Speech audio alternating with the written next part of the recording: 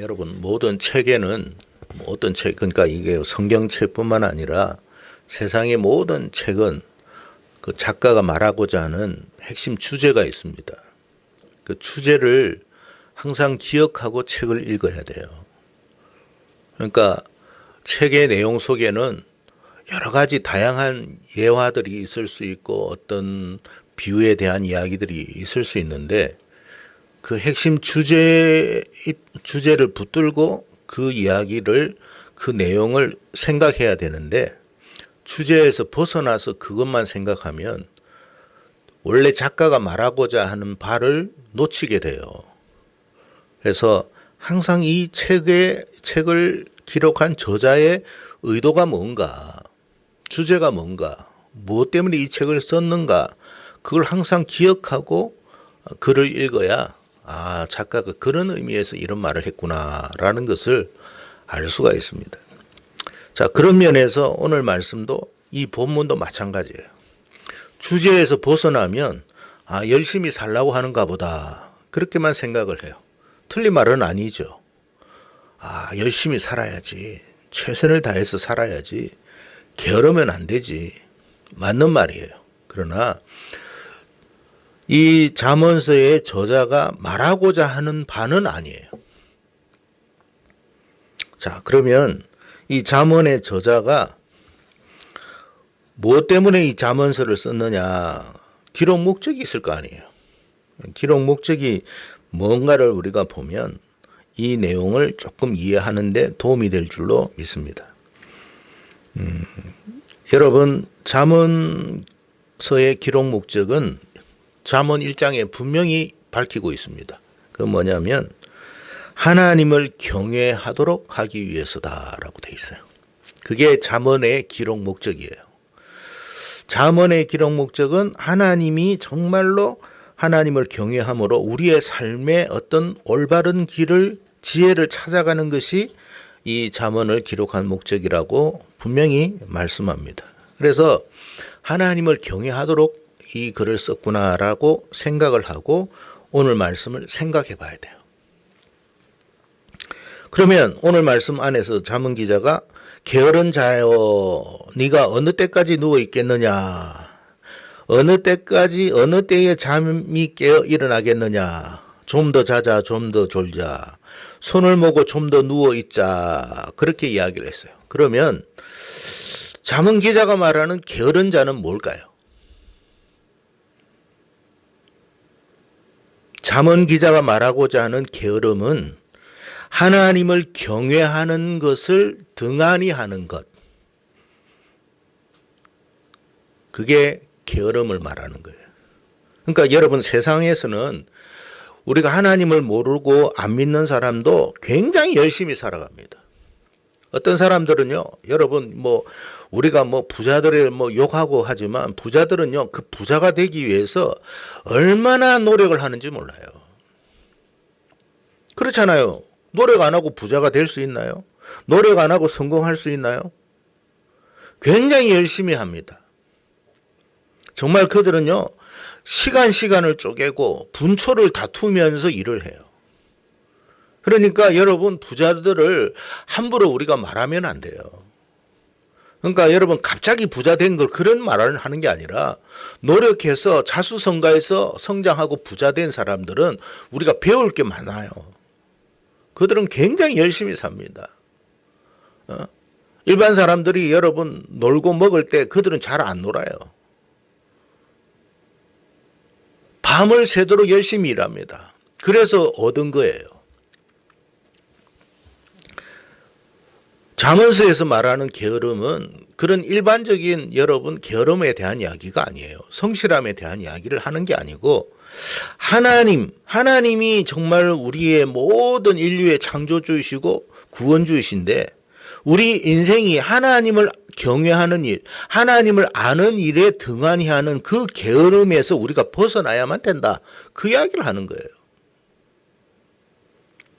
그래서 게으른 자라는 것은 뭐냐면 하나님을 경외하는 일을 뒤로 하고 다른 일에 열심을 다해서 살아가는 사람, 모든 사람을 다 말하는 거예요.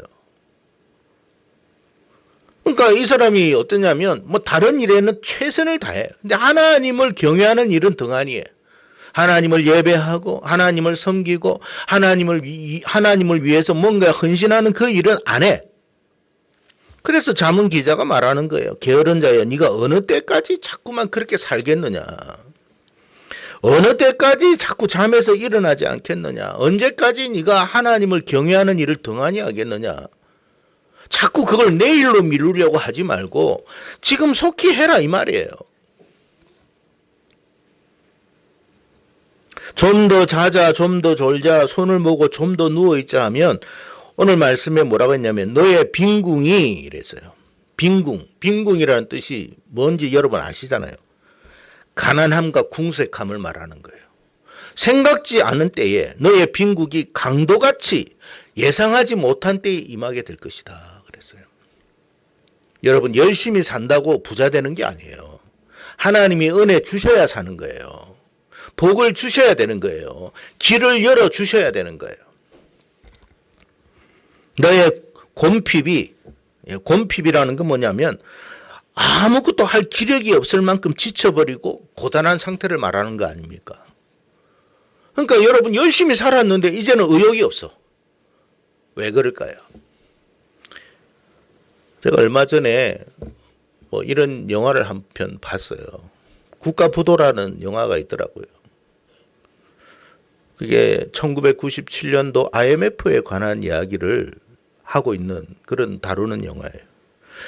그때 여러분 우리가 살아봐서 알지만 1980년부터 시작해서 여러분 올림픽을 거치고 하면서 경제가 7% 8% 올라갔습니다. 매년 성장이. 그러니까 뭐 하는 것마다 잘 되는 거예요. 사람들이 하는 것마다 잘 되니까 뭐 땅 사고 집 사고 그냥 은행에 대출 받아 가지고 뭐 하여튼 뭐 하고 사업하는 것마다 잘 되니까. 근데 여러분 항상 그런 건 아니잖아요. 막 코스피는 올라가고 뭐 주가는 올라가고 모든 경제 지표는 올라가는데 밑에는 어떻게 되냐 균열이 일어나기 시작했어요. 아유 사람들이 막 지금까지 잘 됐으니까 뭐 별일이 있겠어 다 그랬습니다.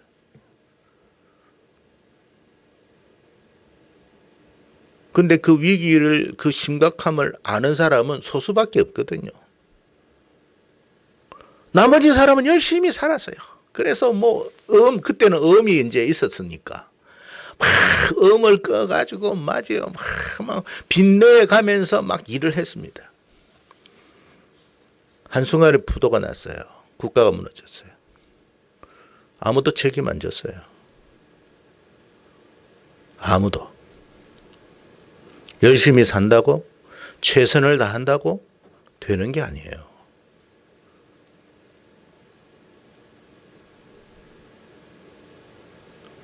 그 부도가 났을 때 아무도 책임져 주지도 않았어요.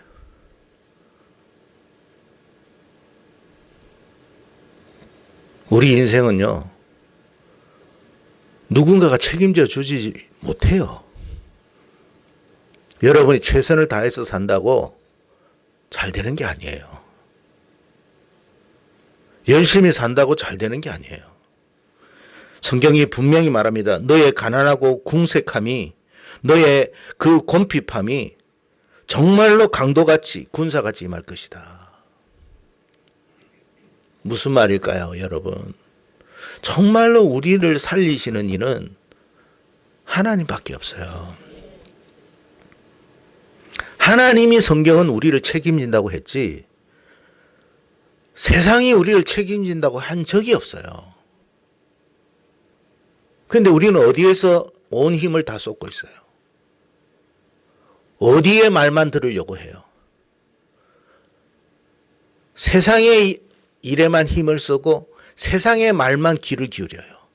하나님께서 말씀하시는 데는 별로 신경 안 써요. 여러분 막힌 담을 허시고 여러분 없는 길을 여시는 분이 하나님이시지 세상이 아니더라고요.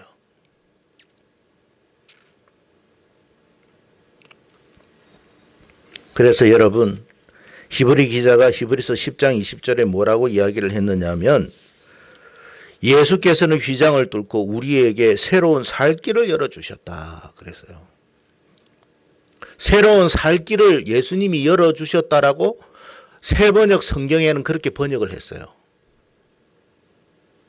살 길을 열어주신 거예요. 누가? 예수님이. 그래서 우리는 누구를 경외해야 돼요? 하나님을 경외하는 거예요.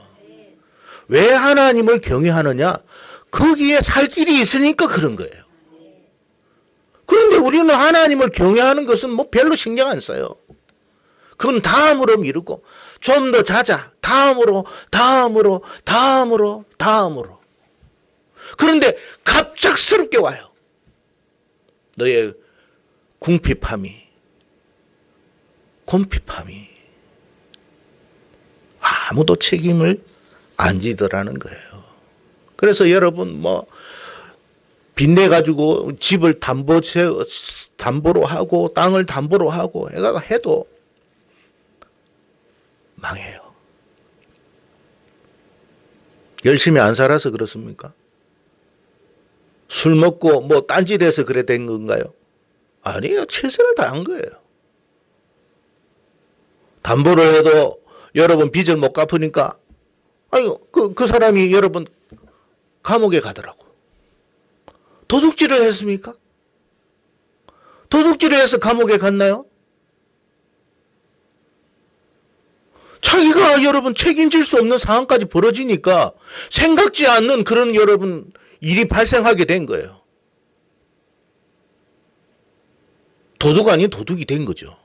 강도 아닌 강도가 된 거예요. 인생이 그렇더라고요. 누가 우리 인생을 책임져요? 국가가요?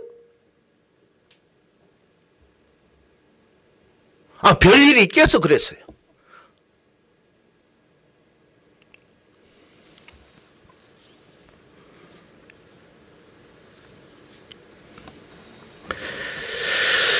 여러분, 하나님을 경외하는 것은 여러분 다른 뜻에서 하는 게 아니에요.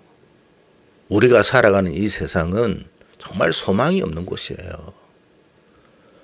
정말 우리에게 소망을 주시는 분은 하나님밖에 없어요. 그래서 우리가 하나님께 나아가서 하나님을 경외하면 아까도 이야기했죠. 막힌 담도 흐러지고 없던 길도 생기는 거예요. 여러분 요셉이 길이 있어서 여러분 자기가 길이 있어서 애굽으로 갔습니까? 애굽으로 가는 것은 길이 없었어요. 그는 죽을 길밖에 없었어요. 망할 길밖에 없었어요. 그렇지만 하나님이 그에게 길을 열어주셨잖아요. 우리 인생도 마찬가지예요. 세상은 우리를 무너뜨리고 망하고 하려고 해도 하나님이 우리 인생의 길을 열어주시면 다시 일어나고 소생하는 거예요. 응? 죽은 자도 살아나잖아요. 병든 자도 일어나잖아요. 그렇게 뻔히 우리에게 말씀하셔도 우리가 거기에 귀를 기울이지 않는다면 어쩔 수 없는 거예요. 하나님도.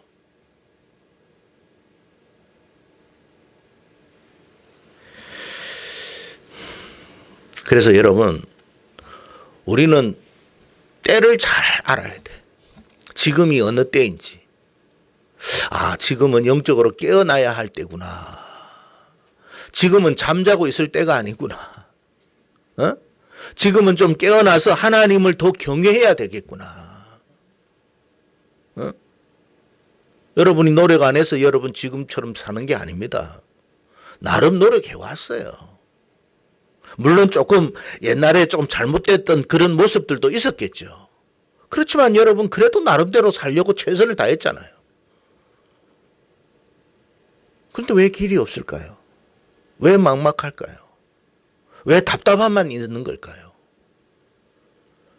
세상에는 길이 없어요. 하나님이 길을 열어줘야 되지.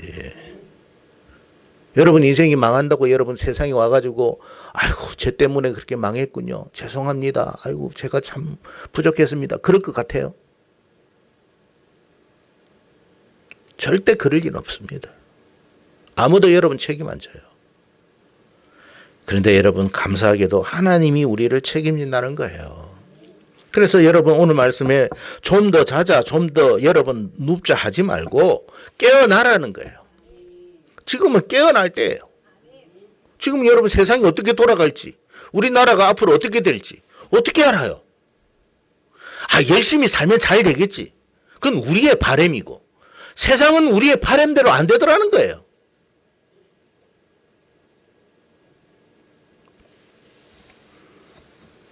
그래서 여러분 더 이상 이제 우리가 하나님을 경외하는 일을 미루지 않기를 바랍니다. 우리가 하나님을 경외하면, 그렇잖아요. 잠언 기자도 말했잖아요. 우리가 뭐 온갖 계획을 세워도 그 걸음을 인도하시는 이는 하나님이다. 계획이야 세울 수 있지. 그런데 여러분 계획대로 인생이 안 되잖아요. 길을 열어주셔야지. 우리는 부족해도 하나님이 길을 열어주면 되잖아요. 우리는 좀 어리석고 미련해도 하나님이 사람 붙여주면 되잖아요. 어? 그게 누가 하시는 거예요? 하나님이 하시는 거지. 그래서 하나님 경외하라는 거예요. 하나님 경외하라. 오늘 새벽 예배도 여러분 월삭 새벽이라 하면 그래도 새벽 기도 안 드리더라도 그날은 좀 나와야지. 제가 하기 때문에 그런 게 아니라 월삭 새벽 기도를 왜 합니까 여러분? 이 한 달을 하나님 앞에 우리가 좀 하나님 앞에 은혜를 받기 위해서 하는 거 아니겠어요? 근데 좀 더 자자, 좀 더 졸자. 내일 망하는데 여러분 오늘 자면 뭐 하겠어요? 그 잠이 오겠습니까? 진짜 망해 보십시오. 잠이 오는지.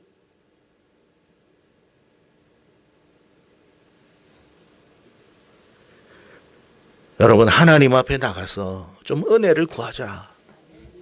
나는 너무 부족한 것도 많고 연약함도 많지만 그래도 생명이 하나님께 있고 축복이 하나님께 있고 은총이 하나님께 있고 그게 믿음이잖아요. 아브라함은 바랄 수 없는 중에 하나님을 바랬다고 그랬잖아요.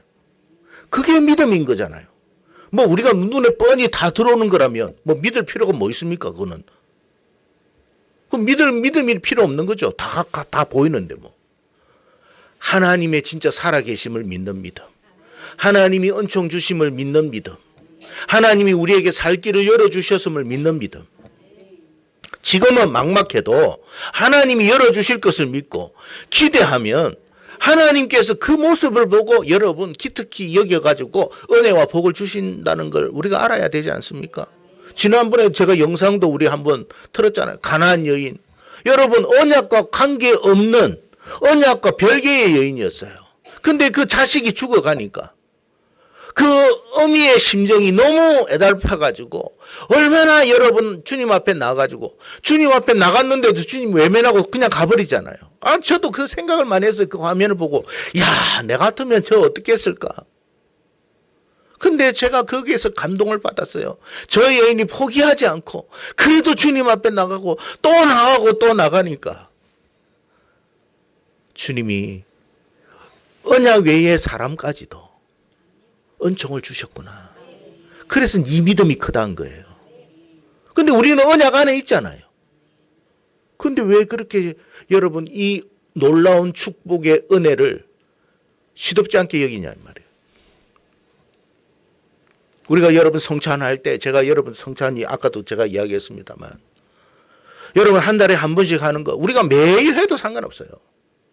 그러나 한 달에 한 번씩 할 때 하나님께서 이것을 기억하고 지키라고 했으니까 정말로 하나님 정말 우리가 우리 힘으로는 안 됩니다. 예수의 힘으로 예수의 능력으로 예수의 은혜로 우리가 삽니다. 우리가 십자가 없이 어떻게 살겠습니까? 저는 죽을 수밖에 없는 죄인이지만 예수의 그 복음의 은혜로 제가 삽니다.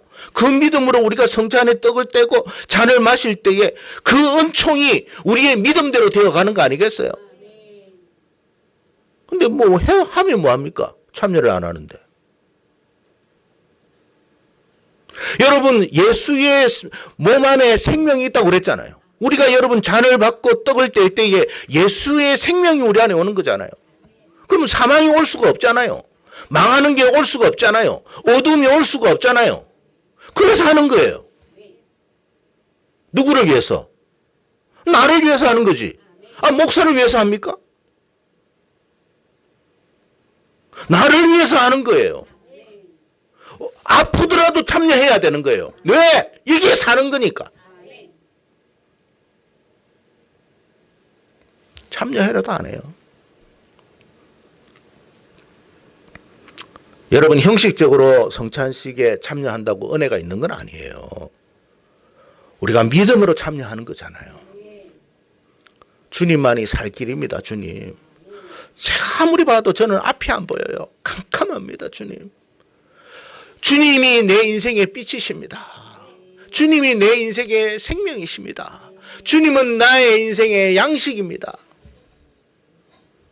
내 목마름을 해결하시는 분은 주님이십니다. 나의 무거운 짐을 풀어주실 수 있는 분도 주님이십니다.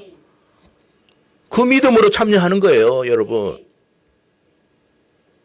그랬을 때 여러분 이것이 단순한 떡이나 포도주가 아니라 정말로 예수의 임하심이 임재가 내 안에 들어올 때 어떤 역사가 일어날지 어떻게 알겠어요?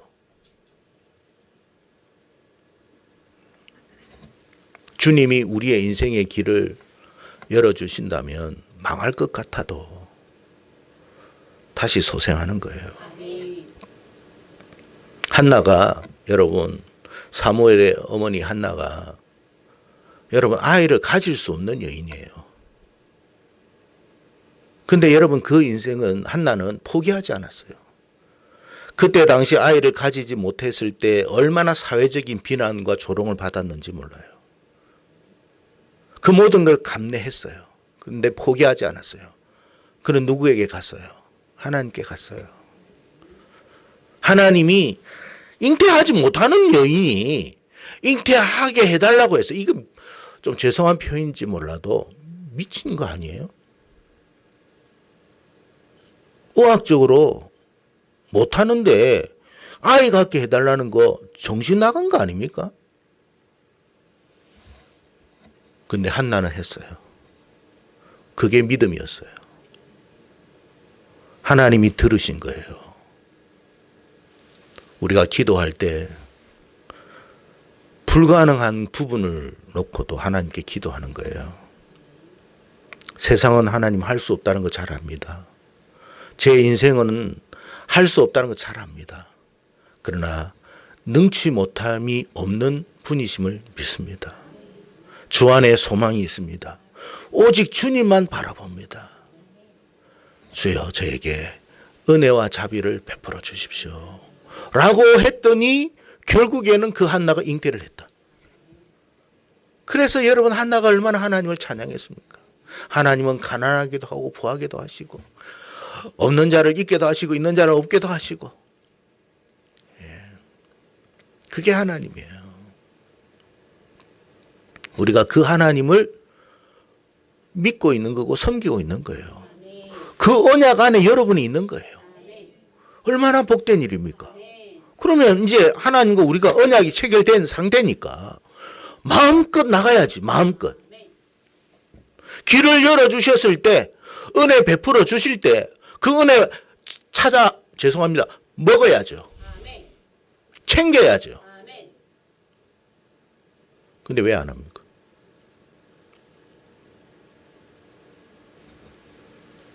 잠언 기자가 게으른 자라고 말할 때 그 게으름이 단순한 여러분 우리가 일반적인 게으름을 이야기한 게 아니라 하나님을 경외하는 일을 언제까지 네가 등한히 하겠느냐. 언제까지 미루겠느냐. 갑작스럽게 너의 궁핍함이 임하고 빈궁이 임하고 곤핍함이 임할 때는 어떻게 하려고 그러느냐. 예, 여러분 곤핍이라는 게 뭐냐면 할 기력이 없는 상태. 그러니까 우리가 여러분 나이가 들어가지고 정말로 여러분 그냥 다 그냥 주저앉았어. 이제 움직이지도 못해. 그때 여러분 하나님 앞에 나가지고 예배 드리고 싶다고 해도 예배 드릴 수 있어요? 못 드려요. 성찬식 참여하고 싶은데요. 하나님 어떡합니까? 이미 때 지나갔어요, 여러분. 지금 우리에게 은혜 주실 때 하나님 저는요 어쨌든 간에 하나님 앞에 예배 드려야 됩니다. 저는 하나님이 주시는 이 성찬의 예식에 꼭 참여하고 싶습니다. 죽을 때까지 하나님이 강건하게 하시고 하나님 나라로 불러 가시면 이보다 더 복된 일이 어디 있어요? 그런 소원이 우리에게 있어야지. 하나님, 저는 죽을 때까지 열심히 일할 수 있도록 허락해 주십시오. 일하는 게 여러분 얼마나 복된 일이에요. 그는 건강이 받쳐주지 않으면 일할 수도 없어요. 누가 그렇게 해요? 하나님이 하시는 거예요. 모세는 몇 살까지 기력이 어땠다고요? 몇 살? 그때 당시 여러분 사람이 잘 살아도 몇 살까지? 잘 살아도 80인데 120 살았어요. 근데 눈이 어떻다고요? 눈이 흐리지 않았다는 말이 뭐예요? 기력이 생생했다는 뜻이고 기억력이 또래됐다는 뜻이고 활동하는데 전혀 지장이 없었다는 뜻이에요. 누가 그 은혜를 줬어요? 하나님. 있을 수 없는 일이었어요. 우리도 그런 복을 모세만 받나요? 아니에요. 하나님을 경외하는 자는 다 그와 같은 복을 받아요. 여러분 한번 물어봅시다. 100살까지 사는데 요양원에서 살고 싶어요? 한 70부터? 한 30년 더 살게 해줄 테니까 요양원에서 한 30년 살으라면 좋을까요?